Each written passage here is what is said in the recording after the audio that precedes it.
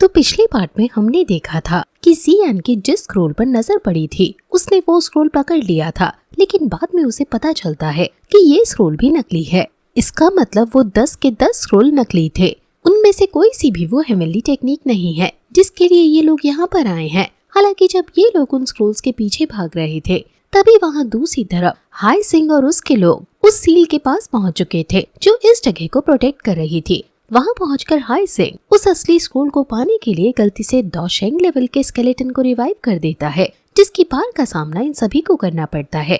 इस बीच कई सारे कम लेवल के कल्टीवेटर्स वही मारे जाते हैं।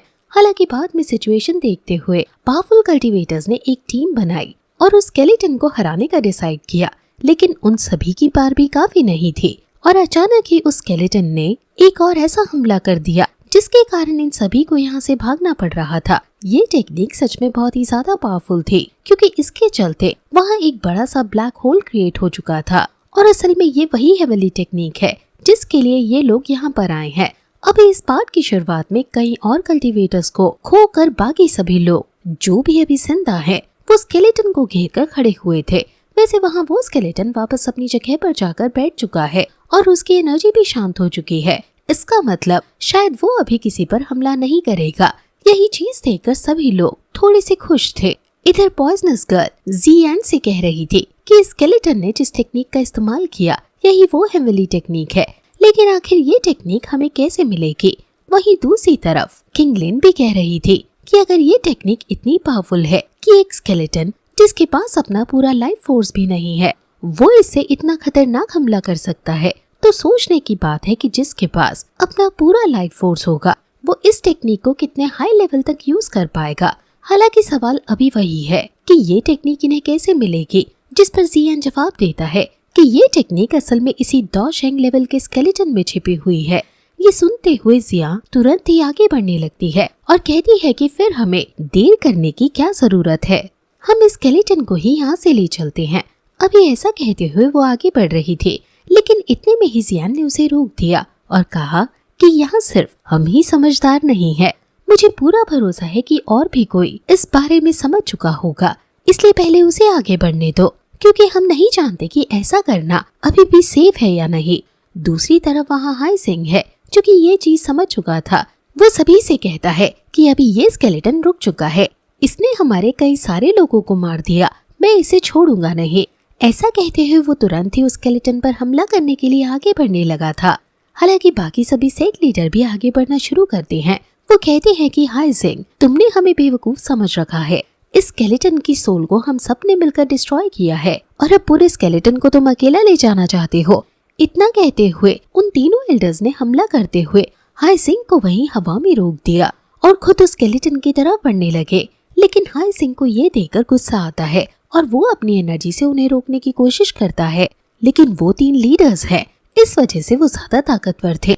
उन्होंने जब हाई सिंह पर फिर से हमला किया तो हाई सिंह ने उस हमले को रोकते हुए खुद की डायरेक्शन को स्केलेटन की तरफ मोड़ दिया, जिससे कि वो इन तीनों से पहले वहां पहुंचकर उस स्केलेटन को पकड़ लेता है। ये देखकर ये लोग फिर से हमला कर रहे थे, लेकिन हाई सिंह ने फिर से उनके अटैक को सरवाइव कर लिया और फिर उस स्केलेटन को लेकर वहां से भागने की कोशिश करने लगा। हालांकि इतने में ही उसके सामने जियान आ चुका था, जिसने अपनी हेवी स्वॉर्ड की मदद से उससे वो स्केलेटन छीन लिया, मतलब एक पल के लिए रास्ता रोक दिया, जिससे कि हाई सिंह को अपनी डायरेक्शन बदलनी पड़ी।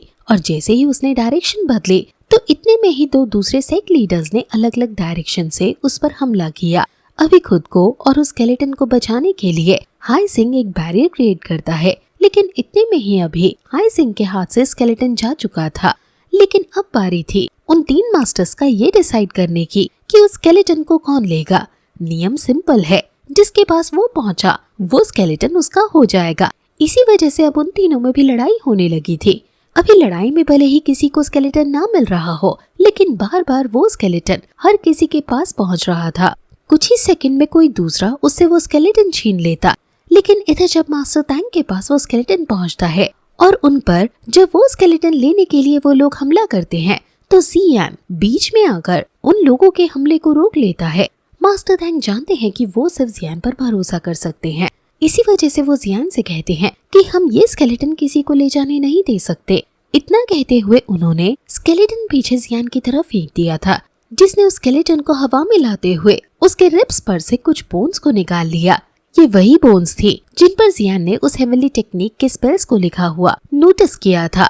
अभी ऐसा कर वो ये समझ चुका था कि उसका काम पूरा हो चुका, लेकिन इन लोगों को ये चीज नहीं बताई जा सकती कि जियान को स्केलेटन के मेन पार्ट्स मिल चुके हैं। इस वजह से जब हाइजिंग यहाँ जियान की तरफ बढ़ने लगा उस स्केलेटन को लेने, तो जियान ने अचानक ही स्केलेटन हाइजिंग की तरफ ही फेंक दिया। इससे बाकी सेक्ट लीडर्स भी हाइजिंग की तरफ हमला करने लगते हैं, जिस कारण से हाइजिंग को वहाँ से गायब होकर दूसरी तरफ आना पड़ता है। हालांकि उसने अभी हार नहीं मानी है और न ही बाकी किसी सेक्ट मास्टर ने। इसी वजह से उन लोगों ने अपनी अपनी एनर्जी से उस स्केलेटन को वहीं उसी जगह पर पकड़ लिया। वो उसे पहले लेना चाहते थे, इसलिए अपनी तरफ खींच रहे थे, लेकिन तीनों ही कोशिश कर रहे हैं, इसलिए वो स्केलेटन बीच में से नहीं हिल रहा। अभी इस पूरे प्रोसेस के दौरान हाइजिंग को गुस्सा आ रहा था। इस वजह से वो कह रहा था कि तुम लोग जानते भी हो कि तुम क्या कर रहे हो। तुम सोल पैलेस से एक चीज छीनने की कोशिश कर रहे हो। इससे पूरा सोल पैलेस तुम्हारा दुश्मन बन सकता है। लेकिन वो लोग जानते हैं कि अगर उन्हें डॉशेंग लेवल का एक स्केलेटन मिल गया तो वो डॉशेंग रियलम के सीक्रेट्स का पता लगा सकते हैं, जिससे वो भी डॉशेंग लेवल को जल्दी रीच कर लेंगे। और अगर एक बार वो डॉशेंग लेवल पर पहुंच गए तो सोल पैलेस से टकराना उनके लिए कोई बड़ी बात नहीं है। वैसे अगर ध्यान से देखा जाए तो सिर्फ 3 लोगों ने उस स्केलेटन को अपनी एनर्जी से पकड़ा है। ना ही वहाँ अभी जियान बीच में आया था और ना ही मास्टर तैंग। लेकिन अचानक ही मास्टर तैंग वहाँ ऊपर आते हुए कहते हैं कि जब सभी को ये स्केलेटन चाहिए तो क्यों ना हम इसे आपस में बांट ले। इतना कहते हुए उन्होंने एक बहुत ही खतरनाक टेक्निक सीधा उस स्केलेटन के ऊपर यूज की, जिससे उस स्केलेटन की बॉडी में क्रैक्स पड़ना शुरू हो गए। और फिर धमाके के बाद उस स्केलेटन के बॉडी पार्ट्स हर तरफ फैल चुके थे। सभी लोग उन्हें पकड़ने के लिए यहाँ वहाँ भागने लगे।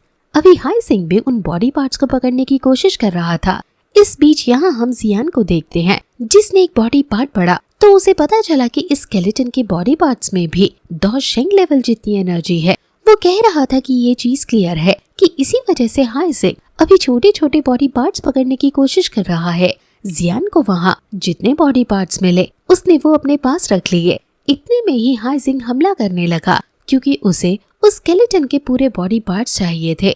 पर जियान ने उसके हमले को रोक लिया और अपनी सभी फ्लेम समन करते हुए कहा कि क्या तुम सच में कोशिश करना चाहते हो। ये देखकर हाइजिंग डर चुका था। वो जानता है कि वो जियान को नहीं हरा सकता और अभी मास्टर तैंग भी जियान के साथ है। इसका मतलब ये चीज पॉसिबल ही नहीं है। लेकिन इतने में ही हेवन डेमन फिनिक्स ट्राइब के एल्डर हुआंग जुआन आगे आते हुए कहते हैं कि मेरे पास तुम्हारे लिए एक ऑफर है। वो ऐसा हाइजिंग से बोल रहे थे। अभी हाइजिंग को कुछ समझ नहीं आता, पर एल्डर हैंग जुआन अपनी बात को कंटिन्यू करते हुए कहते हैं कि इस लड़के से हमारे पुराने कुछ मैटर्स हैं जो कि हम सुलझाना चाहते हैं। साथ ही इसके पास एक ऐसी चीज है जो कि हमें चाहिए। उस चीज के बदले हम उस स्केलेटन के सभी बोन्स तुम्हें दे देंगे। अभी ये बात सुनकर फेंगली पेवेलियन से एल्डर ली भी आगे आ जाते हैं। वो कहते हैं कि मदद हम भी करना चाहते हैं और इसके बदले हमें कुछ नहीं चाहिए। मुझे बस इस लड़के को सबक सिखाना है। इतने में ही वहाँ आइस रिवर वैली का मास्टर आगे आता है। वो कहता है कि अगर मदद की बात है तो मदद तो हम भी कर सकते हैं, बस इसके बदले मुझे इस लड़के की पॉइजनस बॉडी चाहिए। यहाँ अभी वो पॉइजनस गर्ल की बात कर रहा था। मदद के पीछे रीजन जो भी हो, अभी तीनों सेक्ट लीडर्स हाइजिंग की मदद करने को तैयार थे। इस चीज से हाइजिंग के अंदर भी कॉन्फिडेंस आ गया था कि अब वो जियान को हरा सकता है। लेकिन इतने में ही मास्टर तैंग यहाँ जियान के पास आकर खड़े हो जाते हैं।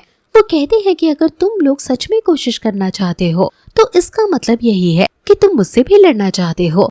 अभी जियान ये सुनते ही उन्हें शुक्रिया कहते हुए बोलता है कि मैं आपका ये फेवर हमेशा याद रखूंगा। इसके बाद अब जियान भी आगे आता है और कहता है कि अगर तुम लोग लड़ना ही चाहते हो तो बात करने से कुछ फायदा नहीं।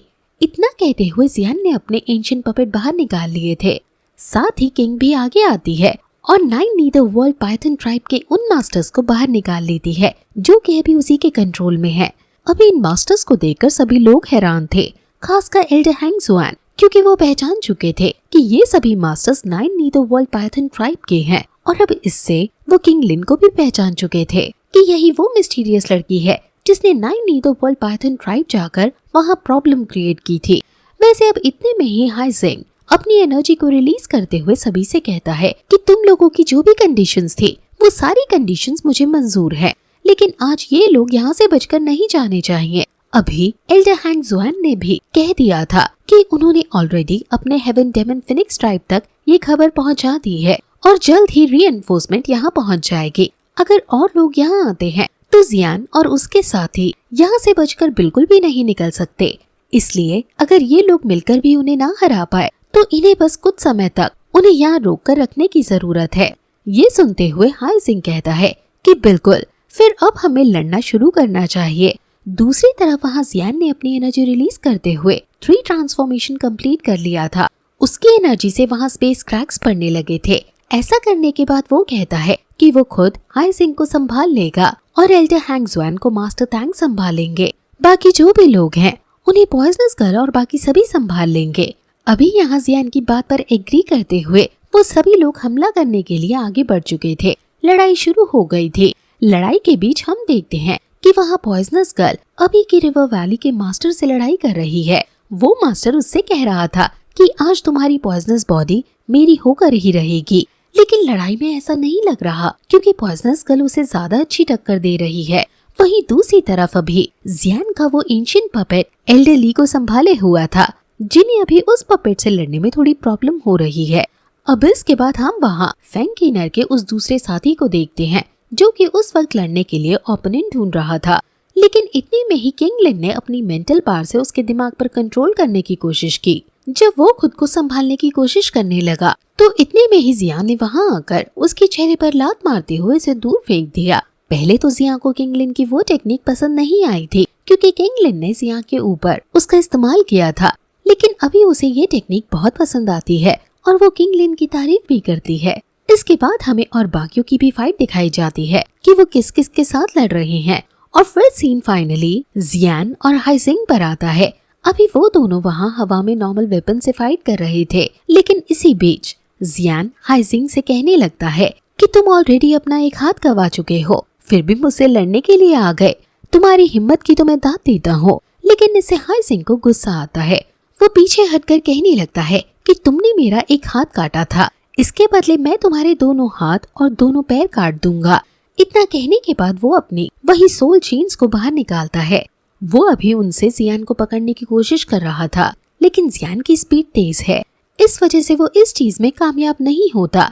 लेकिन अचानक ही वो सोल लॉक टेक्निक का इस्तेमाल करता है, जिसके कारण जियान एक एनर्जी से बने गोले में फंस चुका था, जहाँ सोल एनर्जी से हाई जिंग जियान पर हमला कर रहा था। लेकिन जियान ने बहुत ही इजीली उस पूरी टेक्निक को डिस्ट्रॉय कर दिया और हाई जिंग से कहने लगा कि तुम्हारी ये सस्ती सी टेक्निक्स मुझ पर असर नहीं करेंगी। ये सुनकर हाई जिंग को भी गुस्सा आ रहा था, लेकिन इतने में ही जियान ने अपनी हेवी स्वॉर्ड पर बर्निंग फ्लेम को लगाते हुए एक स्ट्राइक से अटैक किया, जो कि सच में खतरनाक थी। हाई जिंग को भी उसे रोकने के लिए अपनी सभी सोल चेन्स को अपने सामने एक बैरियर की तरह खड़ा करना पड़ा था। किसी भी तरह पर उसने जियान के इस हमले को रोक लिया था, पर अभी इस चीज से उसे गुस्सा भी आ रहा था क्योंकि उसकी टेक्निक जियान पर काम नहीं कर रही। और अचानक ही वो सोल इल्यूजन नाम की टेक्निक का इस्तेमाल करता है, जिससे कई सारी सोल्स उसकी बॉडी से निकलने की कोशिश कर रही थी, लेकिन उसने उन्हें फिर से कैद कर लिया। अभी इस टेक्निक को कंप्लीट कर वो जियान पर हमला करना शुरू करता है, बिल्कुल नॉर्मली पहले की तरह, जिसे रोकने के लिए जियान भी डॉज कर रहा था और बाद में डायरेक्शन चेंज करते हुए उस पर हमला करने लगा था। लेकिन यहाँ जियान ने जैसे ही अपनी तलवार चलाई, तभी हाई जिंग की वो सोल इल्यूजन टेक्निक एक्टिवेट हुई और वहाँ वो जितनी भी सोल्स निकलने की कोशिश कर रही थी, वो अचानक उसकी बॉडी से निकलकर हर डायरेक्शन से जियान पर हमला करने लगी। उनकी स्पीड तेज थी, जिस वजह से जियान की बॉडी पर कई सारे कट्स लग जाते हैं। जियान अभी उनसे बच ही रहा था कि इतने में ही हाई जिंग ने भी वहाँ आकर जियान पर हमला करते हुए उसे दूर हटा दिया। अभी जियान इससे हारा नहीं है, लेकिन उसे थोड़ी बहुत चोट जरूर आई थी। फिर भी वो अपनी तलवार को वापस अपनी तरफ खींचते हुए उन सभी चोट को वहीं हवा में खड़े खड़े हील कर लेता है। ऐसा उसने 3000 बर्निंग फ्लेम की मदद से किया था, जो चीज हाई जिंग भी जानता है। इसी वजह से उसे अभी थोड़ा ज्यादा गुस्सा आ रहा है। वो कह रहा था कि ये लड़का मेरे हर हमले को इस फ्लेम के साथ हील कर सकता है, इसलिए मुझे इसे एक ही हमले में खत्म करना होगा, वरना मैं इसे नहीं हरा पाऊंगा। अभी इतनी बात कहते ही वो तुरंत ही पूरे डोमेन को चेंज करता है, मतलब जियान को एक अलग स्पेस में लेकर आ जाता है, जहाँ जियान की कोई मदद ना करे और इसके बाद वो अपनी शेलो स्टार हैंड टेक्निक को परफॉर्म करने लगता है। वो जियान से कहता है कि आज देख ही लेते हैं कि किस में ज्यादा ताकत है। अभी जब वो इस टेक्निक को परफॉर्म कर रहा था तो जियान भी अपनी माउंटेन सील और बाकी 3 अलग अलग सील्स को वहाँ जनरेट करना शुरू कर देता है। उसने 4 सील्स क्रिएट की और उन चारों सील्स को एक साथ मर्ज कर एक पावरफुल पाम अटैक जनरेट किया। जब वहाँ हाई सिंह ने अपने शेलो स्टार हैंड टेक्निक का इस्तेमाल किया तो जियान ने भी यहाँ अपने पाम अटैक से हमला किया। दोनों की ही एनर्जी बहुत ही ज्यादा खतरनाक थी। इन एनर्जी के चलते वो अलग स्पेस तो डिस्ट्रॉय ही हो जाता है, पर साथ ही यहाँ एंशिएंट रुइंस के अंदर हर तरफ स्पेस क्रैक्स पड़ने शुरू हो चुके थे। सभी लोग अभी ये चीज देखकर फाइट करना बंद कर दिए थे क्योंकि वो सभी हैरान है। अचानक ही उन क्रैक्स के बीच से हाई सिंह और जियान दोनों निकल कर आते हैं। वो अभी आमने सामने थे, लेकिन अगर ध्यान से देखा जाए तो हाई सिंह की हालत ज्यादा खराब है क्योंकि उसने अपनी टेक्निक में अपनी बहुत ही ज्यादा एनर्जी इस्तेमाल कर ली थी, जबकि जियान ने इतनी ज्यादा एनर्जी इस्तेमाल नहीं की है। अभी हाई सिंह मन में कह रहा था कि ये लड़का सिर्फ डोजोंग लेवल पर पहुंचा है, लेकिन फिर भी ये मेरे हमले को रोक पा रहा है। अगर इसका लेवल बढ़ा तो फ्यूचर में मेरे लिए ये बहुत बड़ा खतरा बन सकता है। मुझे किसी भी तरह इसे खत्म करना ही होगा। अभी जब वो ऐसा मन में सोच रहा था तभी वहाँ जियान फ्लेम लोटस क्रिएट करने लग जाता है और कहता है कि तुम्हें मेरी ये टेक्निक तो अच्छी तरह से याद होगी। अभी जियान को फ्लेम लोटस क्रिएट करते हुए देख हाई सिंह डर गया क्योंकि वो जानता है कि अगर जियान ने लोटस क्रिएट कर लिया तो फिर उसे कोई नहीं बचा सकता। इसी वजह से वो जियान पर तुरंत ही हमला करने लगा था, लेकिन जियान ने भी यहाँ बोन विंग्स एक्टिवेट करते हुए उसके हमले को डॉज कर लिया और उसे दूर हट गया। अभी हाई सिंह वैसे तो अपनी सोल चेन्स की मदद से जियान को पकड़ने की कोशिश करता है, लेकिन बोन विंग्स के कारण जियान की स्पीड इतनी ज्यादा तेज थी कि उसकी वो चेन जियान को टच तक नहीं कर पाते। वैसे अब कुछ ही देर में जियान का फ्लेम लोटस तैयार हो चुका था, जिसका इस्तेमाल करते हुए वो हाई सिंह पर हमला करता है। अभी हाई सिंह के पास कोई दूसरा चारा नहीं है, इसी वजह से वो यहाँ वहाँ भाग रहा था।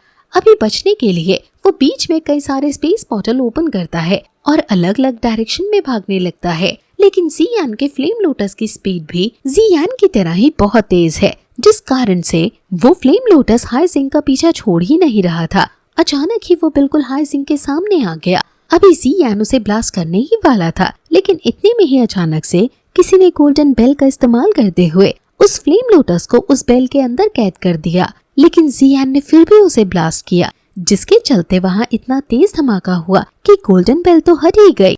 साथ ही वहाँ एक एनर्जी भी फैली, जिसके चलते हाई सिंह जमीन पर जाकर गिर चुका था। अभी वो जो गोल्डन बेल थी वो असल में हेवन डेमन फिनिक्स ट्राइब के 2 और दूसरे एल्डर्स ने क्रिएट की थी, जो कि नए एनफोर्समेंट के तौर पर यहाँ आए हैं। अभी उन्हें सिर्फ यहाँ मदद के लिए बुलाया गया था, लेकिन जब उन्होंने देखा कि जियान के पास उनकी ट्राइब की बोन विंग्स है तो इस चीज से उन्हें बहुत गुस्सा आया। वो जियान से कह रहे थे कि तुमने बहुत बड़ी गलती कर दी, तुम्हें इस चीज की सजा जरूर मिलेगी। वो जियान को यहाँ जान से मारने की बात कर रहे थे। वो अपनी बात अच्छी तरह से पूरी भी नहीं कर पाते कि इतने में ही जिया वहाँ दूर से उनका ध्यान खींचते हुए उन्हें वहीं dragon Phoenix life origin fruit दिखाकर चिढ़ाने लगती है। उस फ्रूट को देखने के बाद वो दोनों ही एल्डर जियान के बोन विंग्स को पूरी तरह से भूल चुके थे। वो यहाँ उस फ्रूट को ज्यादा जरूरी समझते हैं, इसलिए दोनों ही एक साथ जिया पर हमला करने लगे उस फ्रूट को जिया से छीनने के लिए। अभी जिया बहुत बड़े खतरे में थी, इसलिए जियान उसकी तरफ बढ़ना शुरू करता है,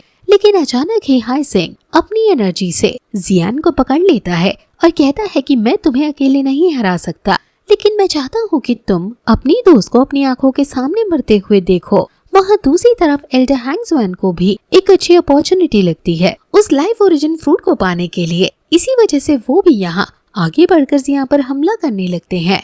जिया भी अपनी जगह से नहीं हिल रही थी। सभी इस चीज से थोड़े शॉक तो थे, पर अचानक ही जब वो तीनों ही एल्डर्स वहाँ जिया के थोड़े नजदीक पहुँचे, जिया ने सिर्फ एक चुटकी बजाई और वो तीनों ही हवा में फ्रीज हो गए।